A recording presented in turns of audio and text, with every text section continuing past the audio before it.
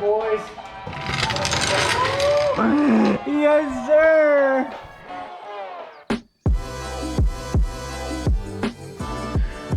So it's actually 2 days later, and here is where we're at.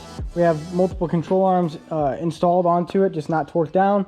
I have a rotor caliper torn off of one side. I am going to get the caliper repowder coated. That's why I have it taken off. I am using the calipers and rotors from my 06 SRT8 for this build or this swap. So what I'm going to do is take them off, put them off to the side. Like I said, get the calipers repowder coated in Brembo red, of course. And one issue that I ran into is I went all over town, went to multiple dealerships, and we don't have the correct size bolt for my differential. So I was able to get the right size M10, which is the front two, but I went to Fastenal to get them. I was hoping that the dealer would have the M14 that we need, because as you can see, the stock 06 SRT8 diff bolt goes through here, and you have plenty of threads there. And it's the same size right here, and plenty of threads there. Obviously these bushings changed because I put this in and we only have a few threads on both of them. So I went to the dealer. They said they did not have any in stock. They had to order them. So what I went ahead and did is I just bit the bullet on the 12 bucks I spent at Fastenal, and I ordered the 2 OEM ones for the front as well. So I will have OEM bolts for here, the back two, as well as the front two. So those will come in 2 days on Wednesday. And on top of that, guys, I didn't realize that I needed this, but there are isolators right here. And I might be able to pull them off, but at the same time, I just ordered them brand new from online on eBay. So once those come in, I'm able to finish the swap. As long as I have the bolts and the isolators, then we're able to install the actual subframe into the car. So stay tuned, guys. 300 time lapse, and we will get there.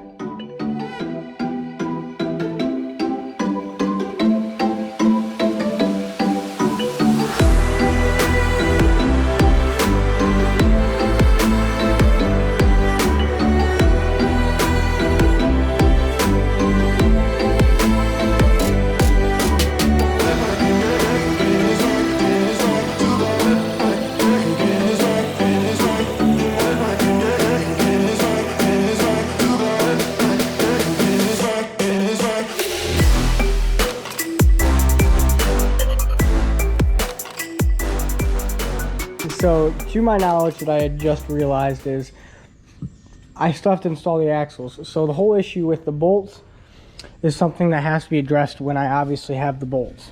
So I can't put in the axles until I can put in the diff. And I can't do this stuff until I have the diff and axles in, because what I can do is just remove the spindle, install the axles and the differential, and then just slide the spindle on, and then bolt all the control arms up as I go. So what I'm going to do today is just loosely mock everything up, so that come time when I have the axles here with the diff bolts, then I can just take everything off really quick, install them, and then get ready to install the entire subframe. So that puts us in a tricky spot. I guess what we can do is just loosely mock everything up and wait until we get the parts in. It sucks because I really wanted to get this knocked out, but I'm also not going to rush it.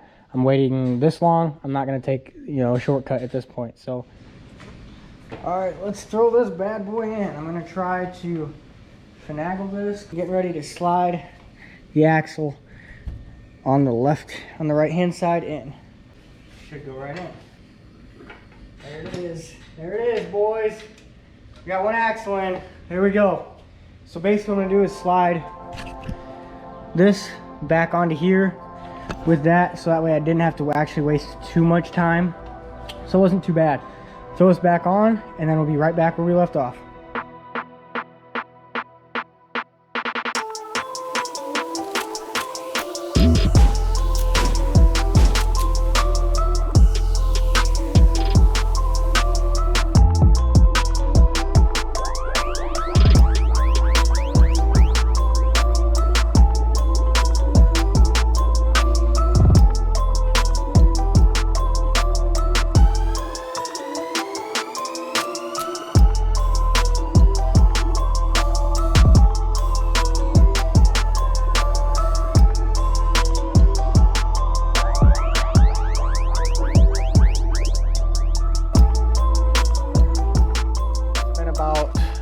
roughly a week before I was over here last.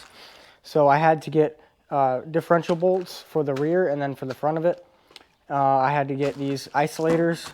These are all OEM parts. I went to the dealership to pick these up. These go into the back of the diff. So you have 2 of these. They come in a pack of 4. Here's the part number if you need it. A pack of 4, so you actually have to buy 4 of them. And they go in the back just like that. They are the same size. They're M14 by 1.5 by like 105, I'm pretty sure. And then these are the front 2. They come in a pack of 2 as well, or they come in a pack of 2, and they actually go right through that mount on either side. So that's pretty straightforward there. Here's the part number for that.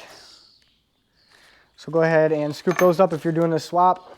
And also I'll be running 18-inch wheels, so I need to have extended rear sway bar links. So as you can see, MMX sells these, or High Horse Performance. I'm not really sure where I got these. I think it was HHP actually.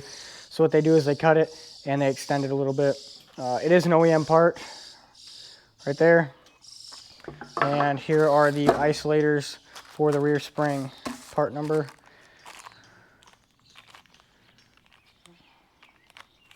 There you go, there's a part number for you. I'm kind of running low on storage space, so I need to hurry up and do this quick. So I'll throw you guys on a time lapse. My girlfriend's gonna come and help me finish this up, bolt everything together, put the isolators in, put the struts in, and go ahead and put the thing up. So my girlfriend came and helped me out for a little bit. We have sway bar links installed, the extended ones from HHP, sway bars installed, springs with isolators are installed. All the control arms are ready. This thing is ready to go in, and I'm alone right now, so I don't know how comfortable I am trying to do this alone. What I need to do is put it on 2 jacks, one over here and one over here, and then wheel it over and see where that gets me. I don't know if I'm gonna be able to do it, but I'm gonna try. So I'm gonna put you guys on camera, and I guess we'll see if I can do it or not. Okay, so immediately I apologize for the sound quality. That just got a lot worse, but my receiver and transmitter for my microphone actually is about to die, so I just turned it off. I don't have a charger, unfortunately, but here's what I did. Right underneath the lower control arm on both sides, I have 1 jack on either side, and I'm going to kind of shimmy it to see how far I can get it to get in. And I just had to lift it up by the sway bar. I was able to just put it right on them, so it's actually pretty simple. We'll see if we can get it over there. Okay, everybody, so here's where I'm at. I think I might be able to get it under the car the way it is. That'd be really nice. I'd be able to go straight in, get it lined up. My back's kind of hurting from moving this thing, to be honest with you. But if you are doing the Hellcat spindle swap, the left rear spindle comes with this bracket. I didn't know where it was at, but I found it, and it goes to here. You have a little M6 bolt, and it threads in perfectly, and now it's all taut and perfect. So that being said, we have the e-brake cable snapped in here and here, and we're ready to throw this thing in, guys. I'm stupid excited. I don't know, you know, like I said, my plan of attack is trying to push it in, so we'll see. Might have to lift the entire car up a little bit, maybe, I don't know. We'll see how it goes. I'll let you know. Let's get it, guys. So have this put together. I wish I went more in depth, but I kind of just got off work, but I'll explain it to you. So you're gonna find out that it's a pain in the absolute butt to get the springs in once they've been out for a long time, because they completely depress. So they're completely expanded, and they're no longer compressed enough to put them in by hand. So what you have to do is what I did. You definitely don't have to do it like this, but this is for reference to what I did. I removed the spring and the strut before I even installed the actual rear subframe. So I bolted up the rear subframe, and I was basically left with everything besides the spring, sway bar link, and strut installed. So what I did was I removed this control arm and this control arm, and I was actually able to push down the lower control arm far enough to put the spring in. So it's actually way easier than what I did on the other side. So that's what I did there. So I'm gonna go ahead and put the strut in really quick, and shit, we'll be putting this bad boy together with the new wheels anytime soon.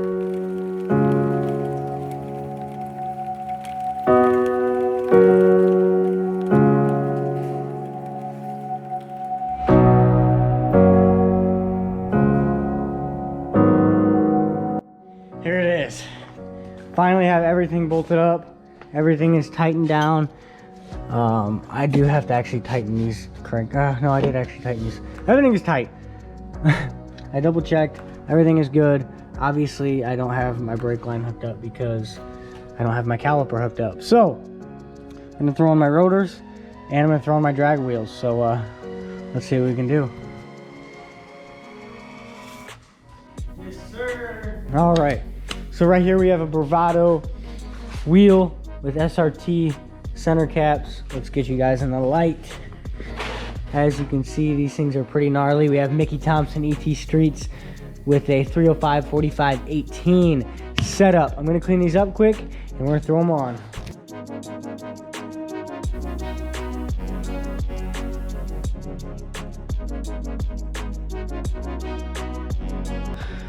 All right, guys, it's been a long time coming.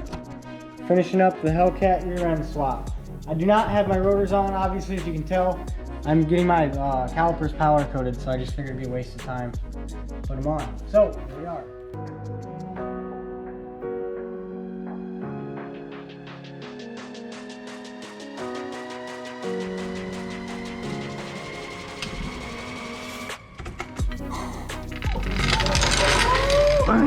Yes, sir! Let's go, baby! We got Hellcat suspension up in there, bitch! Yes, sir! Let's go! I about killed my girlfriend with the jack. Fitment really isn't that bad. I mean, they're 18s and they're 305s. I mean, I have 3 fingers. It will settle down. Granted, that the, ooh, that's a scratch right there. That's sick. The struts and springs have been decompressed for weeks now. So let's go, baby. I am excited.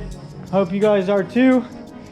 That being said, thank you so much for watching the video. I hope you enjoyed it. If there's anything that I didn't go in depth about that you want me to tell you about, hit me up, ask me any questions. I'll be more than happy to help with whatever I can. So hit me up. I have TikTok, Instagram, Facebook, all in the description below. Go ahead and follow all those accounts and you'll never miss anything.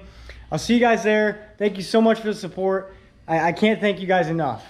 See you in the next one. Peace.